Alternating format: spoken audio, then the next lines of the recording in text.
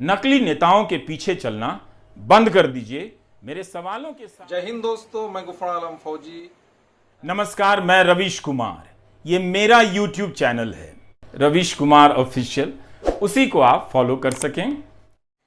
जय हिंद दोस्तों, मैं गुफर आलम फौजी। जैसा कि आप सभी को पता है कि रवीश कुमार जी NDTV वाले अपना YouTube चैनल एक्टिव कर चुके हैं। वैसे उनका YouTube channel Ravish Kumar official ये पहले से ही एक्टिव है, लेकिन उसमें वो वीडियो नहीं डाल पा रहे थे। फ़िलहाल उन्होंने ऐलान किया है कि वो कंटिन्यू इसमें वीडियो डालेंगे। हफ्ते में कोशिश करेंगे 2-4 वीडियो ज़रूर वो डालें।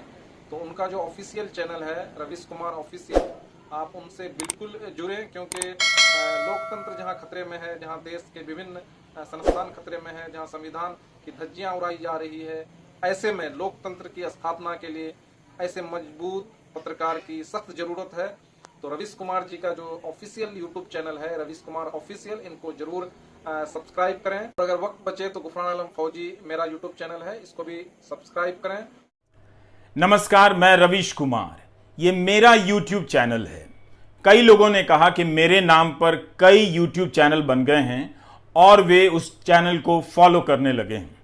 जब असली सामने है तो नकली के पीछे क्यों भागना। वैसे ही ये देश नकली आदमी के पीछे भागा जा रहा है। नकली चीज़ों के इस्तेमाल की एक ख़ास बात होती है। इसकी आदत तो बहुत जल्दी लग जाती है, मगर पीछा छुड़ाने में ज़माना गुजर जाता है। इसीलिए कहता हूं, नकली चीज़ों का इस्तेमाल नहीं करना चाहिए। आदमी नकली हो या नेता फर्जी हो, उसमें हर दिन नकली बनते रहने की अद्भुत क्षमता होती है। वो नए नए रूप धारण करके आपके बीच आ जाएगा और आपको कभी यहां ले जाएगा, कभी वहां ले जाएगा, भरमाता रहता है। इसलिए आपके सामने असली खड़ा है, और असली आदमी की एक खूबी और होती है, वो रूप नहीं बदल पाता, उसका एक ही रूप होता है। इसलिए जिन लोगों ने भी मेरे नाम पर YouTube चैनल बनाए हैं, उनसे गुजारिश है कि वो बंद कर दें।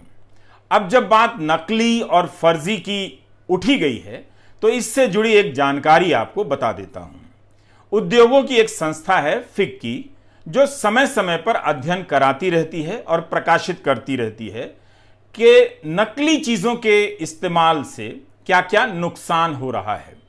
तो इसी तरह का एक अध्ययन 2017-18 या 18 के साल में प्रकाशित हुआ कि मशीनी कलपुर्जे जब नकली रूप में इस्तेमाल किए जाते हैं तो वो भी सड़क दुर्घटना का बड़ा कारण बनते हैं। और नकली चीज़ों के इस्तेमाल के कारण भारत सरकार को करीब करीब या अर्थव्यवस्था को 1.25 लाख करोड़ से ज़्यादा का नुकसान होता है। 16 लाख से ज़्यादा रोजगार प्रभावित होते हैं और सरकार को हजारों करोड़ रुपए के राजस्व का नुकसान होता है।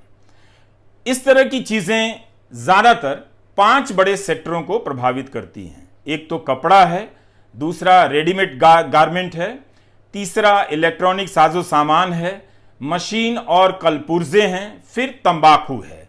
तो इन सारी चीजों के बहुत सारे नकली उत्पाद बन जाते हैं और सस्ता खरीदने के चक्कर में लोग और परेशानी मोल लेते हैं। तो इसीलिए ये बात बहुत अहम है कि जो नकली खेल खेल रहा है, किसी के नाम पर चैनल बना रहा है, किसी और प्रोडक्ट के नाम पर नकली प्रोडक्ट बना रहा है, वो ये जानता है कि लोग इसके झांसे में आ सकते हैं। फिक्की का ही एक अध्ययन बताता है, जो मीडिया में छपा भी है, कि जो लोग नकली चीजें खरीदते हैं उनमें से 80% लोगों को यकीन होता है कि वे असली चीजों का इस्तेमाल कर रहे हैं। तो आप मेरे नाम पर बने YouTube चैनल को फॉलो ना करें। कम से कम आप उन 80% लोगों में नहीं हो सकते हैं। मुझे अच्छा नहीं लगेगा। इसी तरह का एक अध्ययन मुझे लगता है कि YouTube और सोशल मीडिया की साइट्स को भी करना चाहिए कि जो लोग किसी के नाम पर ट्विटर हैंडल बना लेते हैं, YouTube चैनल बना लेते हैं, फेसबुक पेज बना लेते हैं, वो उस व्यक्ति का कितना नुकसान करते हैं। बात केवल आर्थिक नुकसान की नहीं है।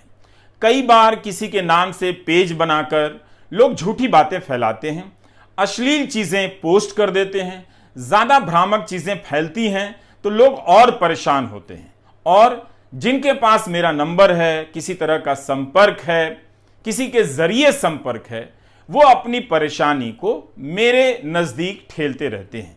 क्या ये आपका चैनल है? हमने इसे फॉलो कर लिया है। अब सबको जवाब देते देते मैं थक गया कि ये मेरा चैनल नहीं है, मैंने कोई YouTube चैनल नहीं बनाया है। लेकिन जून के महीने में इस साल मैंने एक चैनल बनाया था। मुझे लगा था कि मैं इसमें काफ़ी कुछ कर पाऊंगा, मगर प्राइम टाइम की व्यस्तता के कारण वक्त मिलता नहीं है, तो बहुत कुछ कर नहीं पाया। कुंवर नारायण की एक कविता थी, पर अब लगता है कि मुझे उस चैनल को सक्रिय कर देना चाहिए, ताकि नकली चैनल जो बनते जा रहे हैं और लोग उसे फॉलो कर रहे हैं, उन लोगों की परेशानी दूर हो सके। तो हम इन चीज़ों के बारे में हमें ज़्यादा सतर्क रहना चाहिए।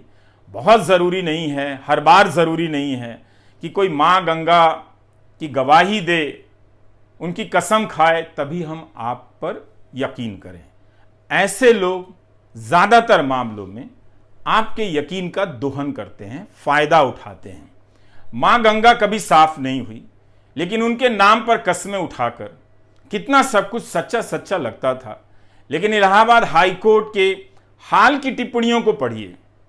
जब इस मामले में सुनवाई चल रही है तो हाई कोर्ट की बेंच की टिप्पणियां क्या हैं? इलाहाबाद हाई कोर्ट की तरफ से आवाज आ रही है कि जो सवाल पूछे जा रहे हैं गंगा की सफाई को लेकर, उन प्रश्नों के तो जवाब ही नहीं आ रहे हैं। इतनी सारी एजेंसियां खड़ी कर दी गई हैं, मगर इस एक बात का जवाब नहीं मिल पा रहा है कि जब पर्यावरण इंजीनियर नहीं है तो कौन इसकी जांच कर रहा है कि गंगा निर्मल हुई है या नहीं। तो इस तरह से हजारों करोड़ रुपए की यह परियोजना है, लेकिन एक सवाल का जवाब ढंग से अदालत के सामने नहीं दिया जा सका है। आप उस रिपोर्टिंग को पढ़ भी सकते हैं। इसलिए बहुत जरूरी है कि हम असली सवालों तक पहुंचे और गेंद मिड विकेट पर डालें। दाएं बाएं वाइड स्विंग कराने से कोई फायदा नहीं। जब तक हमारे सवाल सीधे नहीं होंगे, पता नहीं चलेगा कि जवाब आ रहा है या जवाब देते नहीं बन रहा है। इसलिए बहुत जरूरी है कि हम अपनी जिंदगी में नकली चीजों को, दाएं बाएं के रास्तों से चलने की आदत बदल डालें। यह जो संस्कृति बन गई है, इस चक्र को अब आप तोड़ दीजिए। इसी से नया रास्ता निकलेगा और इसी से आपको अपने हुनर पर यकीन पैदा होगा कि आपके भीतर जो कुछ भी है, आप उससे लंबा रास्ता चल सकते हैं और आपके भीतर बहुत कुछ है। एक बार आप अपने भीतर झांक कर देखिए, हजारों असली चीजें बाहर आने का इंतजार कर रही हैं। आप बस उस नकलीपन के चक्र से बाहर आ जाइए। नकली नेताओं के पीछे चलना बंद कर दीजिए। मेरे सवालों के साथ, और जो सवाल सरकार के सामने दूसरे पत्रकार भी उठा रहे हैं, उन सवालों के साथ चलना शुरू कीजिए। तब आपको पता चलेगा कि नकली नेताओं ने आपके भीतर असली देखने की क्षमता कितनी कम कर दी है, रास्ते कितने बंद कर दिए हैं। तो इसलिए मुझे भी लगा कि मैं कितने लोगों को जवाब दे सकता हूं कि ये मेरा चैनल नहीं है, वो मेरा चैनल नहीं है। तो जो चैनल था उसे अब सक्रिय करने की सोच रहा हूं, ताकि आपको इन प्रश्नों से छुटकारा मिल जाए और आप असली के नाम पर जो चैनल है रवीश कुमार ऑफिशियल, उसी को आप फॉलो कर सकें। आने वाले समय में कोशिश करूंगा कि समय समय पर और तेज रफ्तार से इसमें सामग्री डाली जा सके, ताकि फिर कोई दूसरा फायदा उठाकर मेरे नाम पर नकली YouTube चैनल ना बना सके। आप अपना ध्यान रखिएगा। नमस्कार। बहुत बहुत शुक्रिया। जय हिंद, जय भारत।